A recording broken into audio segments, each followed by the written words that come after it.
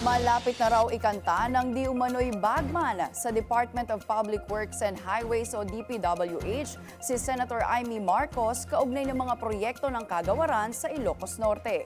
Yan ang buwelta ni anti-poverty czar Larry Gadon matapos i-broadcast ni Amy sa rally ng Iglesia ni Cristo kahapon na nagdodroga si Pangulong Bongbong Marcos.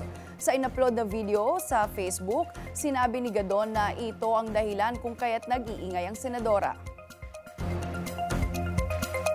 Sana napunta ang utak mo, Amy. Kaibigan kita pero hindi ganyan dapat ang ginagawa mo. Sinisira mo yung pangalan ng buong pamilya nyo. Oh, bakit?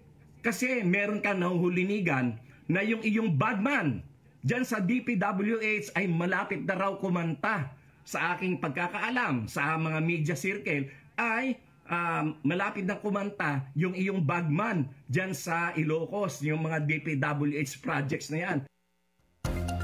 Bukod sa mga nasagap ni Gadon na contributor din ang mga diskaya sa kampanya ni Amy noong eleksyon, masama rin daw ang loob ng senadora dahil hindi na pagbigyan ang mga gusto niyang i-appoint sa pwesto sa pamahalaan. At sa aming narinig din na si Diskaya pala ay contributor sa campaign mo, na donors mo rin sa campaign mo. At yung hindi ka na pagbibigyan doon sa mga pwesto na gusto mong ipa-appoint. Kaya ikaw ay galit na galit sa iyong kapatid.